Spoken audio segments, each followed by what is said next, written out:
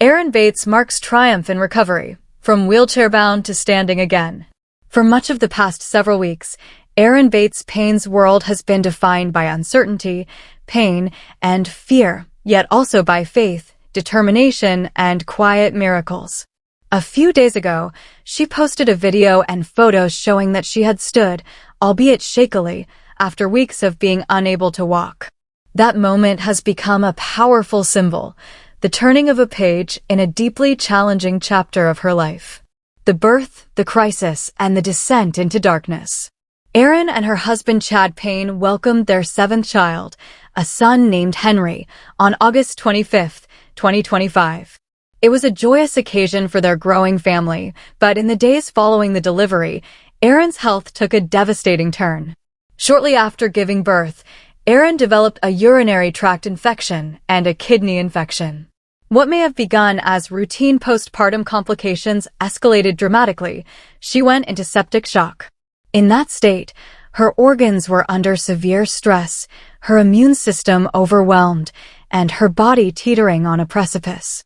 During that period, she also suffered a grand mal seizure, which reportedly lasted around 15 minutes. The neurological impact left her right leg completely unresponsive, paralyzed, essentially. Doctors moved Erin from one hospital to another, pooling specialists to diagnose and treat the cascade of complications. She was placed in intensive care, kept under close monitoring, and stabilized as best as possible.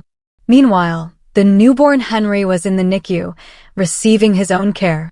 Throughout this ordeal, for her family and for her many followers, the crisis was deeply emotional. Chad Payne posted updates, sometimes heart-wrenching, sometimes hopeful, as Erin's condition evolved day by day. At times she was semi-conscious, at times stable, but always vulnerable. The medical team struggled to find a precise cause for the paralysis in her leg. No definitive explanation presented itself early on.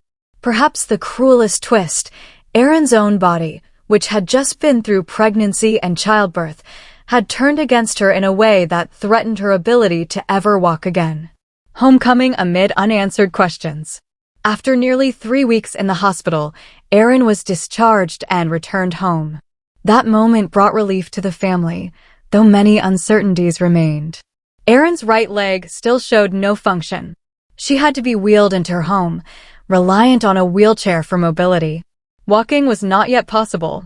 In postings to social media, Instagram, mainly, Erin expressed gratitude, always, and humility.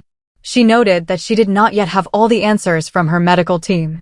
The doctors were cautiously optimistic, but the path to recovery was unclear. Erin and Chad repeatedly asked for prayers and goodwill from their community. At home, Erin began what would be a grueling regimen of physical therapy and rehabilitation. She also began learning to navigate using a walker and wheelchair more effectively. In other words, she was relearning how to live in a body that wasn't fully hers anymore. Among the most poignant moments during her hospitalization was when her daughter, Brooklyn, age 8, wrote her a letter. In a shared post, Chad read the letter aloud. It expressed Brooklyn's longing to see her mother well again. She spoke of missing her and praying for her recovery. It was a reminder that this was not just Erin's battle, it was a family's. The slow climb, physical, emotional, spiritual battles. When someone is wheelchair-bound after a severe medical event, the road back is rarely linear. There are plateaus, regressions, and days when the body refuses to cooperate. Erin's experience was no exception. She faced loss of function.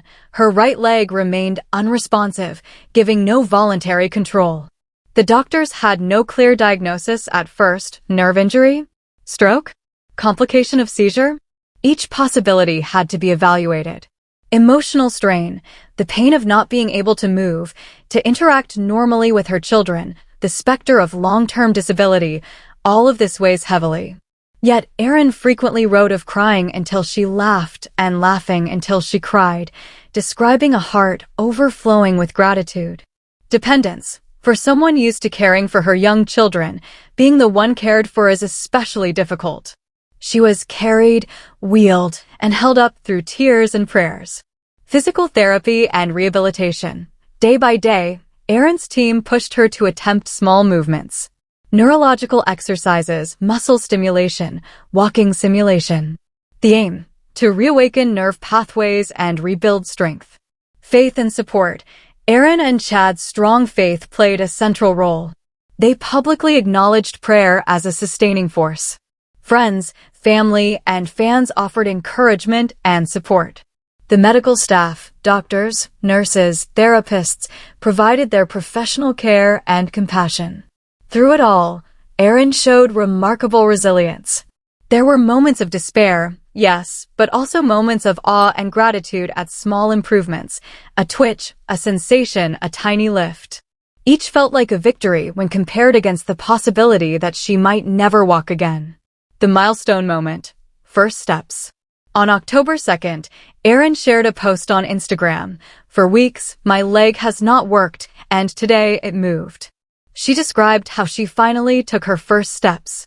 They were unsteady, a little wobbly, but they were steps, something she had doubted she would ever take again. The response was immediate and powerful. Photos and videos from that moment showed Erin, supported, teetering but upright. Her face was full of emotion. Her family looked on. It was a testament to human perseverance. For Erin and for those watching, the act of standing again was likely more symbolic than functional. But symbolism matters. She had been confined to a wheelchair, dependent, uncertain, for weeks, and now her body had responded.